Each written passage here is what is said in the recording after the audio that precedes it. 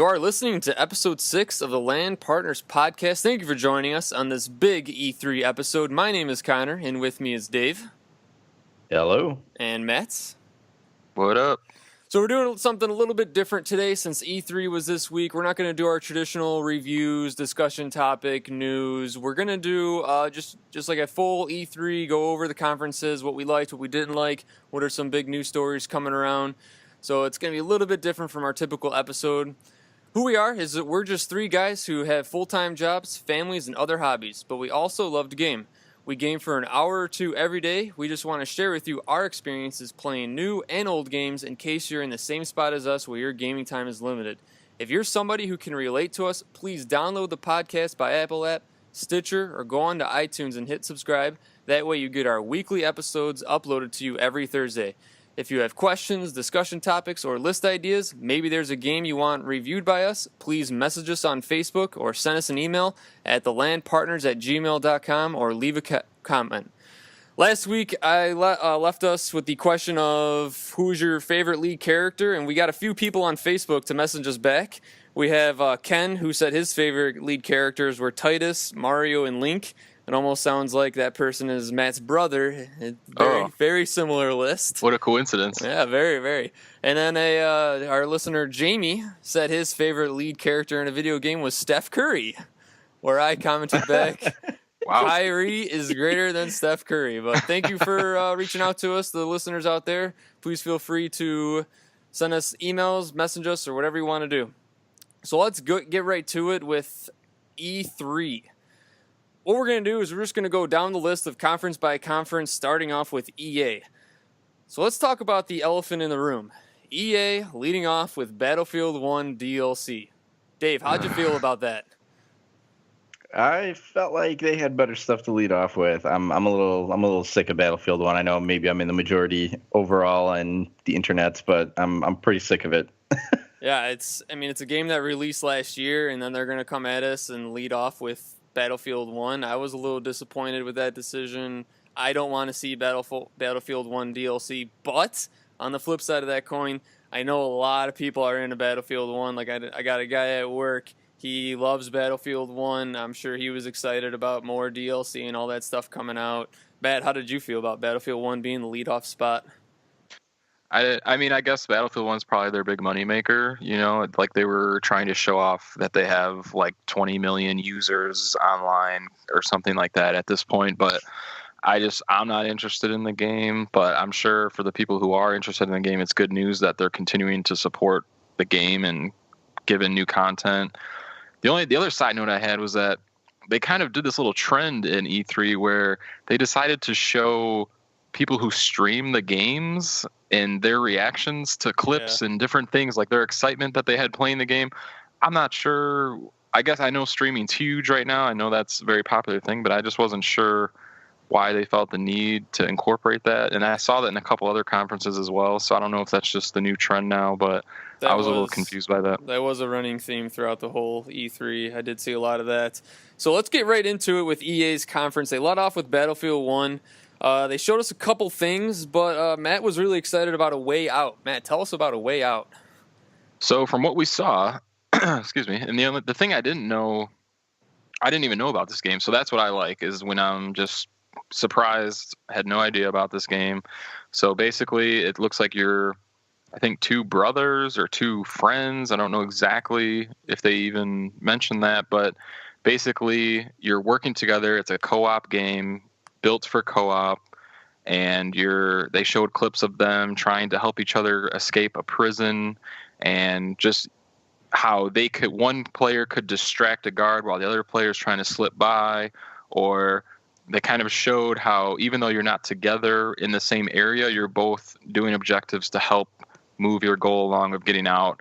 And I know me and Connor, we talked a little bit about kind of feeling this Uncharted 4 vibe a little bit, just with the way the game looked, and also just the setup with the two, I think it is brothers, the two brothers. So like in Uncharted 4, for people who haven't played that, big part of the game is you're Nathan with your brother in that game. So opening up in a prison, opens up in a prison. Right, you exactly. break out of the prison with your brother, and it had a very Uncharted 4 feel. Right. Which is fine. It's not a bad thing. Exactly. And A Way Out, I think, is made by the people who made A Tale of Brothers, Tale of Two Brothers, Yeah, which was, that I know, indie-ish a pretty game. popular, pretty successful game. Yeah, a lot of people liked that. So I'm excited for it. It looked really cool. The mechanics looked cool. I know at one point they showed them kind of leaning against each other back to back, trying to shimmy up a wall to, try to escape the prison. I don't know. I really love co-op games where you're forced to work together, and I think it looks like a lot of fun. Yeah, I was impressed by that game also. Dave, what was something that you were excited about out of the EA conference?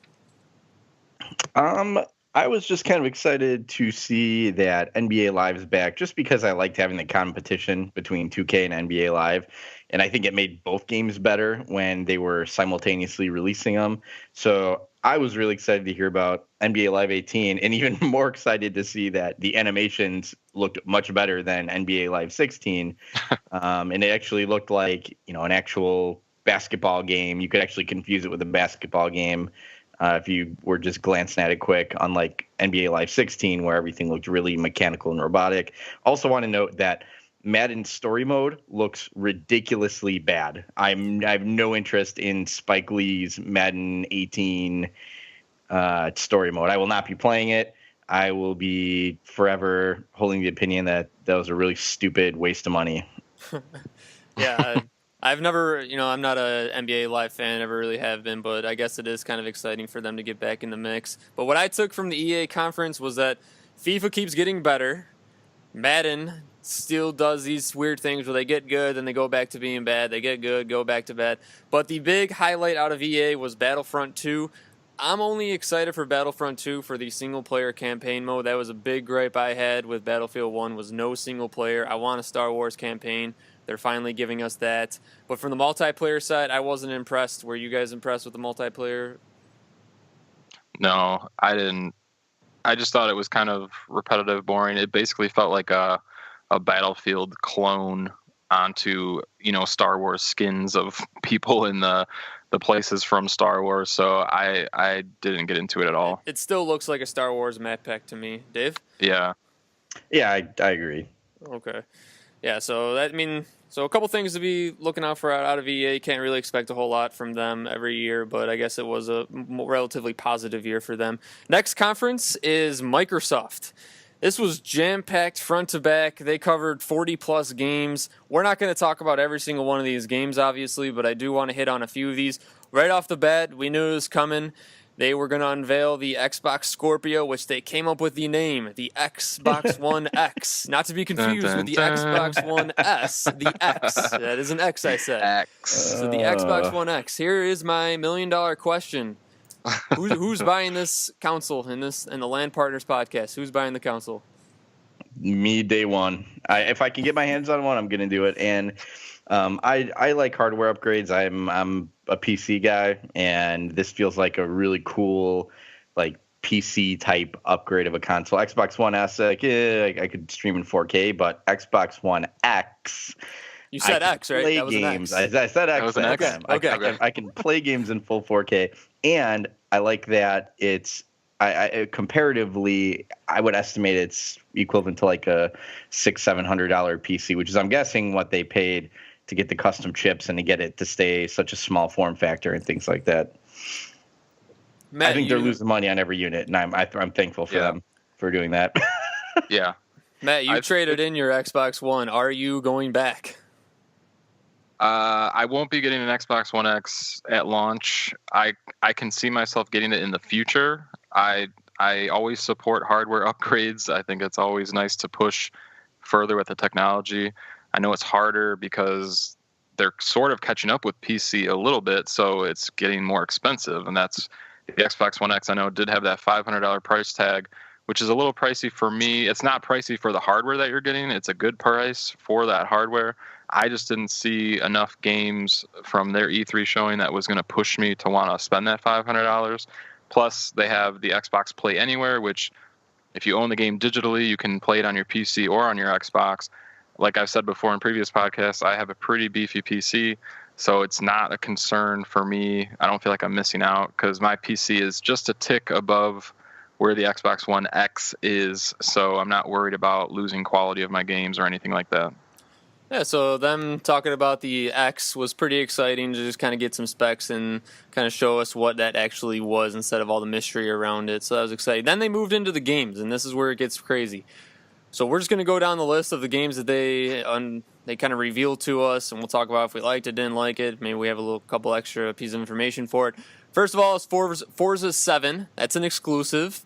Dave, I know you're a Forza fan. Are you digging Forza 7?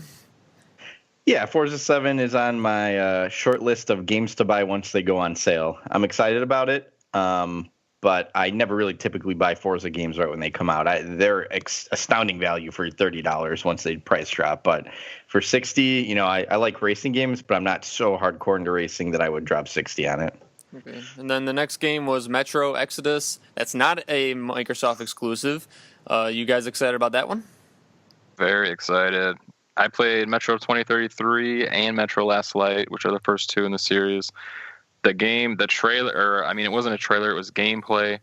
It said it was in-engine, though, so we can be a little skeptical of that. We're not sure if that's how the finished product is actually going to look. Obviously, it was an E3 demo. They're going to make it look as amazing as they possibly can.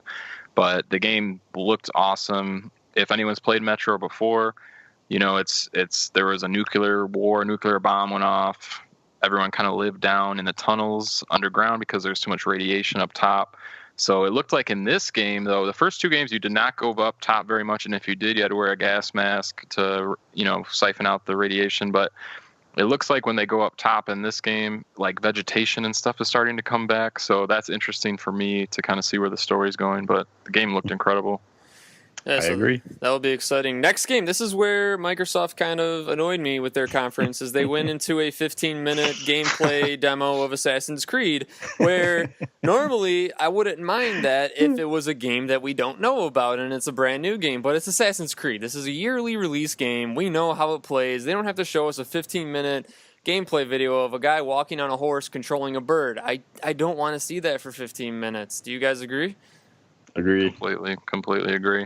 Yeah, that was a big 15 minutes of time that I thought was wasted, where they could have showed a lot more footage on the rest of these games coming up.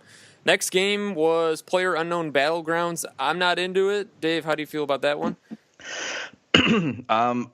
Game's huge, massive popularity. I had it on my wish list on Steam, and I have, since the Xbox Microsoft showing at E3, decided that I think I'm gonna take a gamble and pick it up for Xbox One X when I get it. And I've just been very, like many people, just interested in this game. It's got like a rapid viewer growth on Twitch and insanely popular. I couldn't tell you why it's insanely popular, but I got sucked in too. So.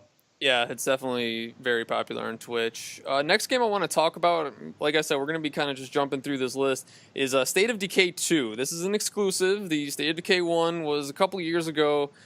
Everyone's really excited about State of Decay 2. Finally, it's kind of coming out. I'm excited. Matt, are you excited? The game looks good. It's not my cup of tea, but the game looks good. I think I'm happy for people who liked the first one or are even interested in this one, because it does look good. It's just not my cup of tea. Yeah, and it looks of kind of more of the same of State of Decay 1, which isn't bad because that game was very short. So there's a lot to build on that. Next game I want to go to is Minecraft. Dave, I know you're excited about Minecraft. I wouldn't say excited. I was excited to see that crossplay is starting to happen. And between the Switch and the Xbox One, like, that is so bizarre that you would have crossplay between those two systems. And then Sony, of all people, are the guys that want to be left out of this one. So I just thought that was a really interesting thing. Was not impressed with the 4K upgrade to Minecraft. I thought that was a joke at first, and then it turned out they were serious. So yeah. Make blocks look more clear. Next game was Dragon Ball Fighter Z. Dave, you had some emotions about this one. Tell us.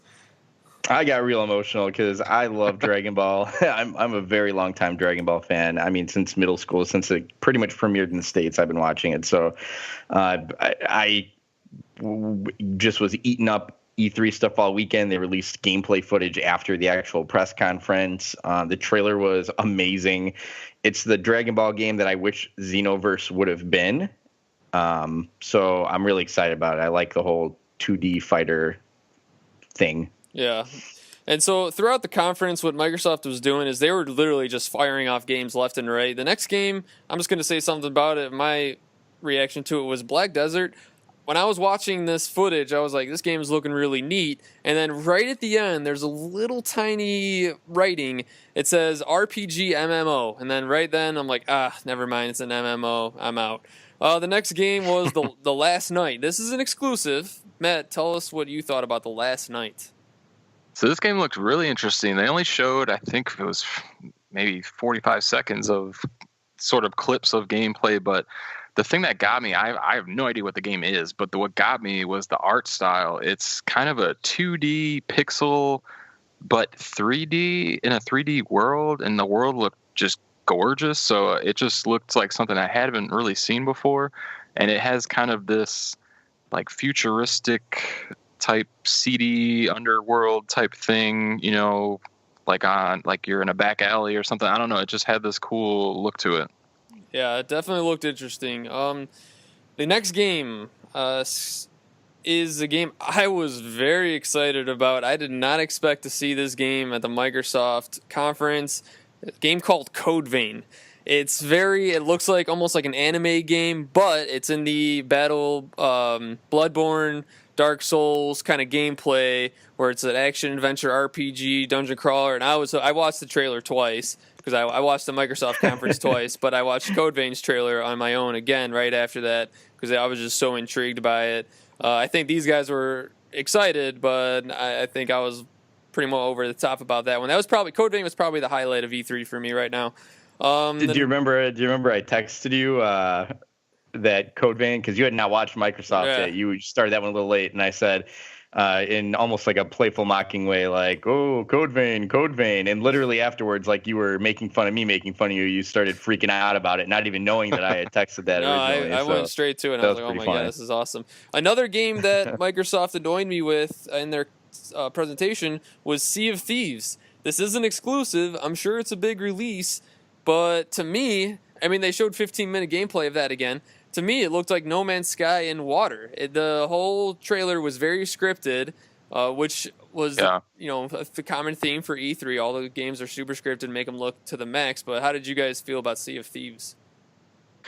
I mean, I personally don't get into that type of setting. I don't like, sailing ships, and I like the idea of being a pirate and things like that. But I don't know. I can't get into that, how the game was shown. It looks cool. The idea of it looks cool. You can go out with a bunch of your friends and you're trying to steal treasure and get it back to your boat, and you got to fight other ships, and it just looks really cool and interesting. But at the same time, I just don't see it as something I would ever invest in. But according to Microsoft, the game's made by Rare, the company that's got a lot of history in the video game ecosystem. So I think that they're kind of hoping that there's just going to be a lot of hype with the game, and I don't really see it. Yeah, I wasn't into it either. Sea of Thieves, that was a big spot on the Microsoft plan, was to show us a lot of Sea of Thieves, which is fine. Like I said at the beginning of the show, I don't want to see Assassin's Creed. I want to see new games, and you know what? I can't complain. They showed me Sea of Thieves, which is a new game. So I'm not into that game. Another game I kind of want to hit on is Super Lucky Tale. I know you guys were expressing some interest in that one. I said it looked cool for something to me to play with my fiance because it kind of had like a Mario. Yeah, it looked like a 3D Mario game. Kind of platformer, yeah, and you're just this cute little fox, and you jump around and collect coins and stuff. So I just thought it looked kind of charming, but I don't know if that's a popular opinion or not. Another big game. Dave, tell us about Crackdown 3. How did you feel about that? Crackdown 3, I don't know. I'm having a hard time gauging that one. I made a list of 20 games that I wanted to at least try from E3, and this one did not make the list. If what's his name? The actor that they had at the beginning of it. Terry Crews. Terry Crews. If Terry Crews was the main character of that game and they let him be Terry Crews, I would seriously bump that game into my list of games I need to try. Unfortunately, without Terry Crews, you are without Dave. I am thumbs downing I Crackdown's review. I actually, just before we started recording, I read something that he accidentally ripped through the suit that he was wearing because of his muscles. Like, That's he hilarious. accidentally broke it. But now here's where I thought Microsoft did something kind of cool. They showed this huge medley of games. Like, I'm talking 15 games they probably showed, where I thought it would have been a lot better if they took maybe 3 or 4 of those games and turned them into actual longer trailers and get rid of that whole Assassin's Creed. I'm going to keep coming to the Assassin's Creed segment because I was so bothered by it. Was there any games that you guys thought out of that whole medley of 15 games that is worth mentioning? I don't think so. It just went so fast. I think you nailed it on the head. If they just let Ubisoft in that garbage presentation just suffer with Assassin's Creed, I mean, Ubisoft was terrible anyway, but just leave Assassin's Creed in Ubisoft. Right. And I agree with you 100%. Expand that really quick. Like, what did I just see? Did I just see 15 games in 1 minute? Yeah. Like, why did I watch 15 minutes of Dikembe Mutombo Creed, running around with a bird? I hated it, and I would have much, much, much, much infinitely preferred these games get a spotlight, because I feel bad. I don't remember any specifically because it went so quick. Yeah, were they all indie games? Pretty much. I went back and watched it again and wrote down every single game and kind of wrote down a little description, and there wasn't anything that was sticking out. But let's finish off Microsoft. They close it out with Shadow of War. I wasn't into Shadow of Mordor. We're going to have a review in the next couple weeks on Shadow of Mordor. Matt and I will, but I wasn't too excited about it. It's a big game. Yeah. It's not exclusive, though, so they did close it off with a non-exclusive title.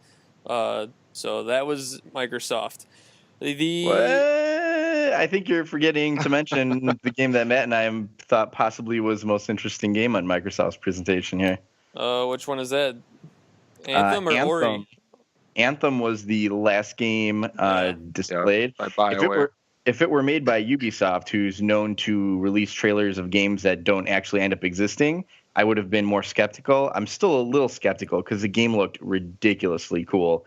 But Anthem looked like a mix of Titanfall and like what The Division was supposed to be like, and a bunch of other stuff. And I know Matt and I got real excited when Anthem was playing. I was trying to hold back my excitement because I'm trying this new thing where I'm not getting overly excited about games until I know more about them. But this game got me pretty excited. I did try really hard not to be pumped. Yeah, it did look pretty sweet. So the next conference was Bethesda. Matt, do you want to what did you take from Bethesda?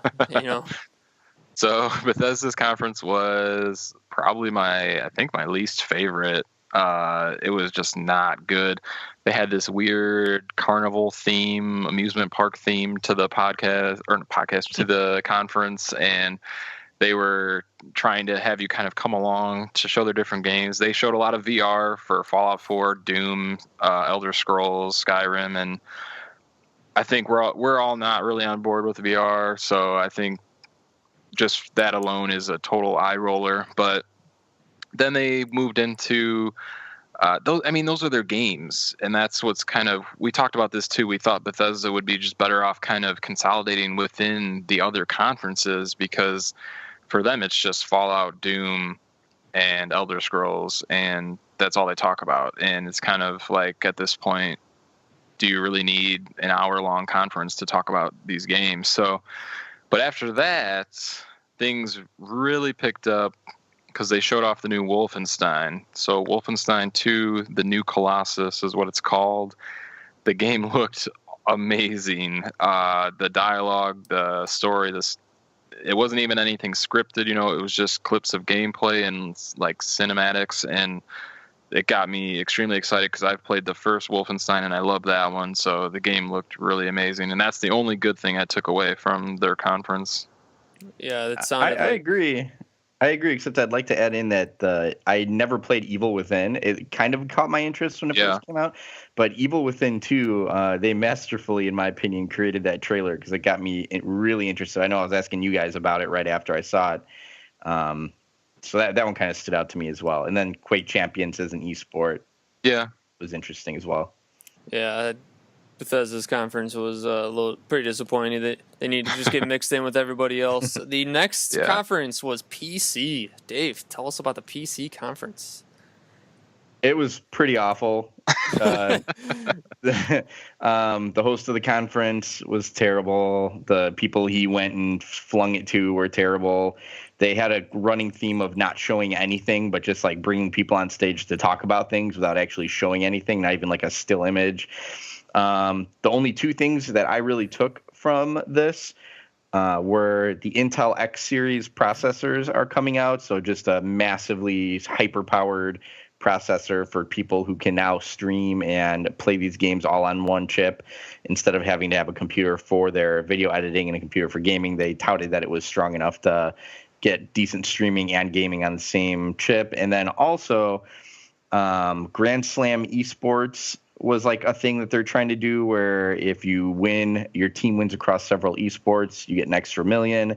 And then the only game that really stood out to me that wasn't a repeat or something that looked terrible was Lawbreakers, which I talked to Matt a little bit about. It looks like a pretty interesting game, very fast-paced, very Quake-like actually, except you're like zipping around and flying around, and they did a good job presenting it. So I don't know how good the game's going to be, but they did a really nice job presenting it. So, well, that game is developed by Boss Key Studios, and that's actually Cliff Bleszinski, who obviously had a big hand in Gears of War, and then he also had his hand in Unreal Tournament, so he's got a huge influence from there, yeah. Yeah, PC and Bethesda, I think, were definitely the down points of E3. Moving on to the next conference was Ubisoft. I think Ubisoft has a lot of talking points. Speaking of down points. For some. I thought Ubisoft put on a pretty solid show. I enjoyed it, yeah. I thought overall, I mean, if... There's some games that had me a little curious. Starting off with the Mario Rabbids. It's a big game. It's a big announcement to kind of unite Mario and these Rabid characters with, Ubisoft and Nintendo kind of coming together, making a game. Matt, were you excited about this game?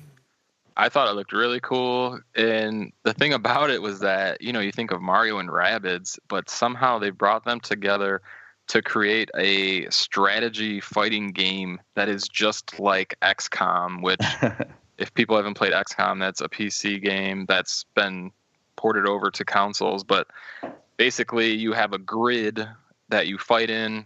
You get to place, you can only move a certain amount of tiles, and you get to place Mario and the Rabbids around in this space and hide them behind bricks and tunnels and things like that, and then you fight the enemies with your weapons. So this is, I think, one of the first games we've seen Mario actually shoot somebody. He has this kind of rocket launcher missile type thing on his hand that Miyamoto came out with in the Ubisoft conference with the head of Ubisoft. So I thought the game looked really cool. And then if you wanted to see more of Assassin's Creed, Ubisoft delivered on that front, just in case you missed the 15-minute gameplay in Microsoft. Yep. So that was the next game, The Crew 2. I was excited about. I'm kind of looking for a racing game to maybe try out. I'm not saying I'd buy this at full price. This would be a definitely used on sale kind of game just to kind of give that itch. But The Crew 2 looked interesting. You could race cars. You can race airplanes, boats, off-roading. It had a lot of racing features to it that I thought looked kind of cool. And then Ubisoft went into South Park. They showed a trailer, which I thought was kind of cheap because that game should have been out by now. So you can't delay a game and then show it at E3 and try to get people excited about it. It should have been out on shelves. So I was a little disappointed that I saw that. The next game, from that point on, I mean, do you guys have anything that you wanted to talk about from Ubisoft? I mean, from those, I thought their front end of the show was a lot better than their back end of the show. Yeah, well, they did show just kind of a CGI, awesome-looking cinematic trailer for Beyond Good and Evil 2. Oh, yeah, that was right at the end. Which is, I think people kind of, I don't know if people were expecting it, but people are definitely hyped for that game. I think Beyond Good and Evil, the original, came out almost 15 years ago. So there's a big, kind of cult following from that version. So they're definitely hyped for the second one. Well, we were so impressed by the trailer that Matt and I are now trying to find Beyond Good and Evil 1 to play. I'm trying to find the Xbox 360 copy or the GameCube copy. Matt's downloading it. I want to check it out. I'm excited about Beyond Good and Evil 2 just to see what it's all about. The next conference, another big one, is Sony conference. So Yes. starting off, their very first game was the Uncharted DLC. We already knew about it, not any news there. So I was a little disappointed that they opened with the DLC announcement. Matt, were you excited? I mean, I'm excited for the game. Like you said, I don't think it merited them to have it come out as the front runner in the conference because people already know about the game and people are already hyped about it. I'm not sure that they needed that extra boost, really. So, Dave, was there anything from the Sony conference before I kind of walk through it a little bit more that made you regret trading in your PS4? Zero things made me regret trading in PS4. I'm extremely disinterested in about 90% of it, except I do want to give special mention to the next game that they showed, which is called Days Gone, and that game had potential to make me regret a little bit. I really liked the evolution of that game from last E3. I know that about close to 100% of Sony's stuff was a repeat from last E3, but a lot of the games changed, or they had like really cool trailers that kind of made up for it. So Days Gone was something that actually changed a lot from what I remember. The first trailer was just a guy running around a building and away from a big horde of zombies, just to kind of show like the zombie dynamic. This trailer, I know we had talked about it looking kind of like The Last of Us, which it looked exactly I think like one The of Last all of of our Us. favorite games. Yeah, so Connor called it in text saying this is Last of Us 2. And then we found out it was Days Gone. I thought when I was watching, I'm like, Connor. this is Last of Us for sure. Like, oh my God, it looks. So I was partly right. I was partly right about that call. So then they kind of go through a couple games. Monster Hunter World, it's exciting, but I don't have 100 hours to spend on that game. Maybe they'll make it a little bit shorter. Marvel vs. Capcom, a fighting game. Dave, did you have any sort of, man, I kind of want to get my hands on that? Shadow of the Colossus? Yeah, No, for sure. Marvel vs. Capcom. No, not Marvel versus Capcom, but Okay. Shadow of the Colossus that you kind of skipped over there. I made fun of that when I heard that they were showing it because I watched Sony a little bit late. To my surprise, though, it was one of my favorite things they showed. Oh, wow. I thought you were joking. No, I was not kidding. That game looked interesting, and the remaster, they did a really nice job, in my opinion. So, Yeah. And then they That went looked into good. some VR stuff, and I don't have VR. None of us have VR. We're not really into VR too much. We're actually going to be talking about VR in the next couple episodes here, so be expecting that. One game I do want to hit on from the VR segment was Monster of the Deep. Do you guys remember this? the fishing game, yeah. It It's the was, fishing- Oh, come from on, Final please. Fantasy. Yeah. It's the Please. fishing- It's just Are you a kidding fishing me? Simulator. Oh, my I God. thought it was a joke. I thought like Yeah. yeah, I had to talk about that. And then the big game, God of War 4, we knew it was coming, but the disappointment out of that was that it is a 2018 release. I was hoping for a 2017 on that, but it's not.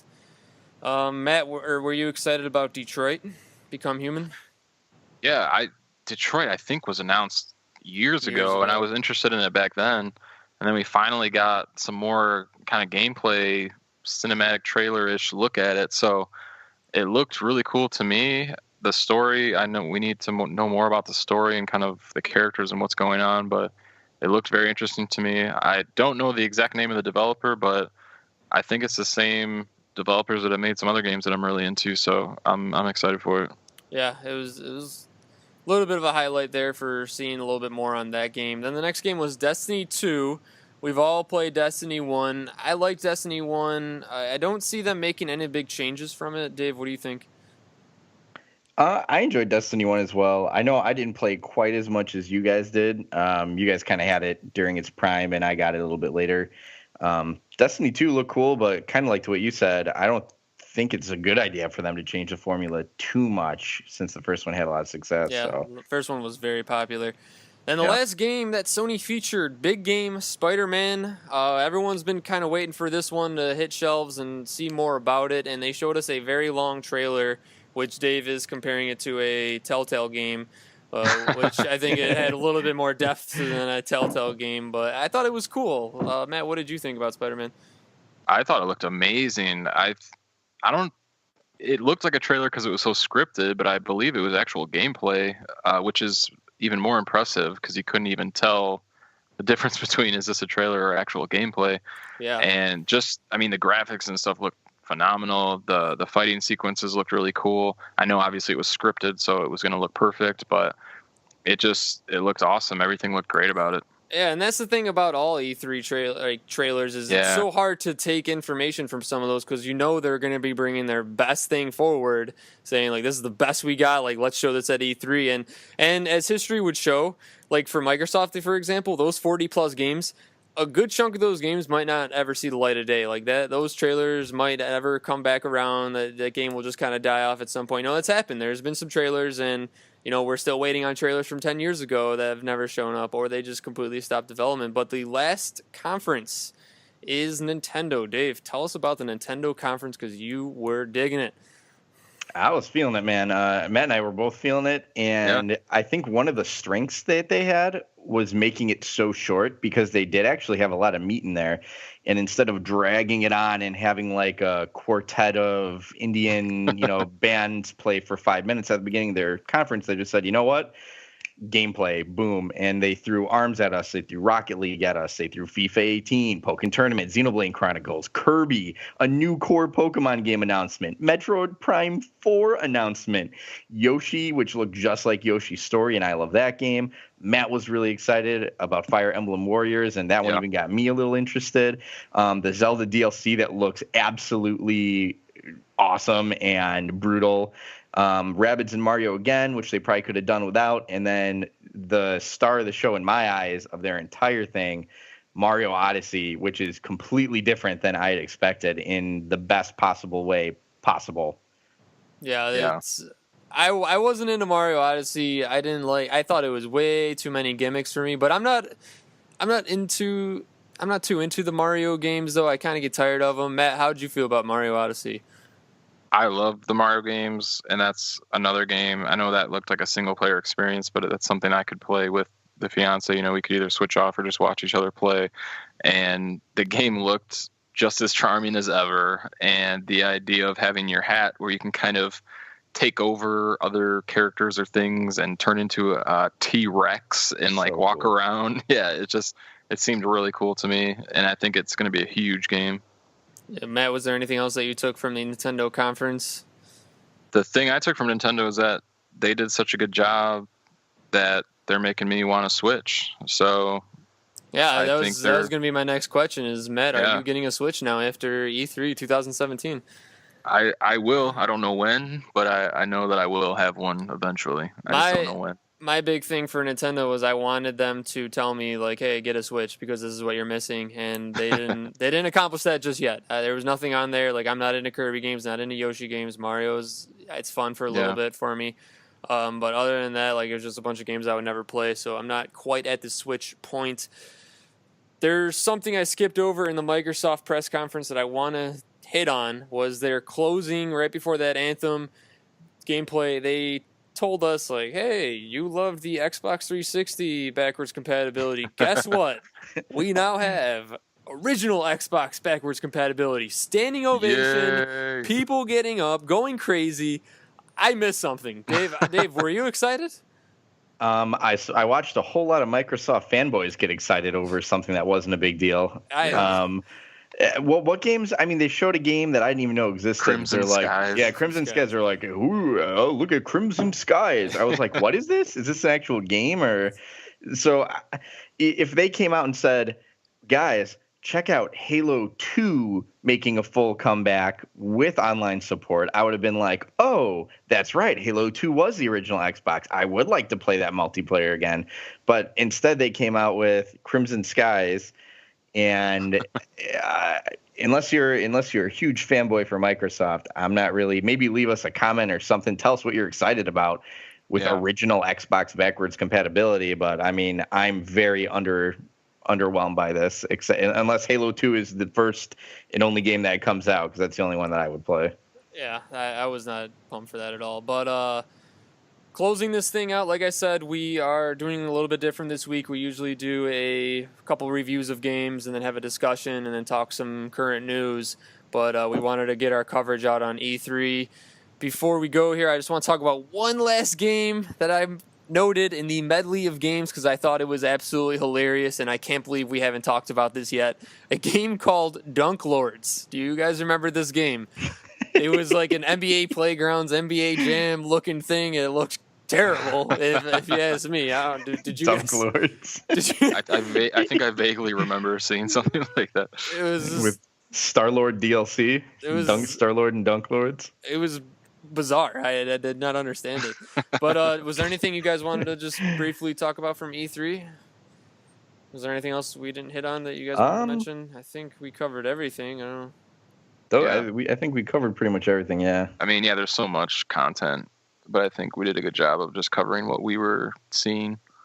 I know we skipped over Ori. That's one of my 20 games that really interested me. So Yeah. just throwing that out there. There's a lot of games from E3, especially from Microsoft alone. Yeah. 40 plus from Microsoft, so that was big. All right, let's finish this thing off, and we're going to close it out with our list. We're not doing that different. We're still going to close it off with a list. Our list for today is the 3 games we will buy from E3. I'm going to start us off with my number 3 game I'm going to buy from E3 that was revealed at E3 was Kingdom Hearts 3. I was excited to see the trailer. I picked up the Kingdom Hearts collection. I'm playing Kingdom Hearts 1 right now. I'm digging it right now. So as long as it keeps up and I like Kingdom Hearts 2, Kingdom Hearts 3 it's not going to even come out for another 3 years. So it's not like I have anything to be excited about, but that caught my eye. Dave, what about your number 3? I totally forgot about that game. I was trying to predict what games you would have picked for E3, and that one went under the radar for some reason. I should have known. So there's 20 games, and I'm not kidding. I'm looking at my list right now. 20 games that I definitely want to play. I narrowed it down based on what I'm planning on paying retail price for. Only 3 games out of my 20 do I want to pay retail. The rest I'm going to wait for a sale. My number 3 that I'm paying retail for is Dragon Ball FighterZ, and we kind of talked about that when we talked about Microsoft. So that game impressed me a lot. I'm a big Dragon Ball fan. Huge. You call me a DB fanboy. I'm all about it. So, and this was a very, very pretty looking game. So I'm saying number 3 that. All right, Matt, where's your number 3? My number 3 is the Uncharted Lost Legacy, that DLC for Uncharted 4, where you get to play as the ladies. So I'm really interested in that game. Yeah, it was exciting. I waited a little bit of time for Uncharted 4, so I could definitely wait on that DLC. My number 2 was Code Vein. I was really pumped about that game. I will definitely go out, unless something crazy gets revealed about that game, that I'm buying that day one. Dave, what was your number 2? My number 2 is PlayerUnknown Battlegrounds. I think that was a massive, massive announcement for Xbox One X, so I'm definitely buying that one. Yeah, that's a game that I could definitely see you being into, so no surprise there. Matt, what's your number 2? My number 2 is Wolfenstein 2. Obviously, I said earlier that the game looked amazing, so I'm super excited for that game. Yeah, I've never played the Wolfenstein games, but I definitely want to try out Wolfenstein before I go to 2, because it does look like a lot of fun. And my number 1 game is God of War 4. So I'm really excited about that. Couldn't wait. I love the God of War series. Really pumped about that. Dave, what is your number 1? My number 1, no surprise that you guys probably guessed it because you know me, is Mario Odyssey. That game was so amazing looking, and we talked about it a lot. So I'm saying that's my number 1. I'm for sure buying it. Matt? My number 1 is your number 1, Connor. Oh, no way. God of War. Wow. That gameplay they showed just looks so incredible. I love God of War. It's going to be so amazing. I wonder if with his kid, I wonder if you'll be kind of having the Ellie Joel thing going on where you trade back and forth. Yeah, it did seem like you might be doing that. So that was cool. So that was our E3 episode. That was a big episode, a little bit longer than our typical 30 to 35 minute episodes. So thanks for listening. Thanks for sticking around for it. If you have any questions or anything you want to add, please send us a message on Facebook, Twitter, email.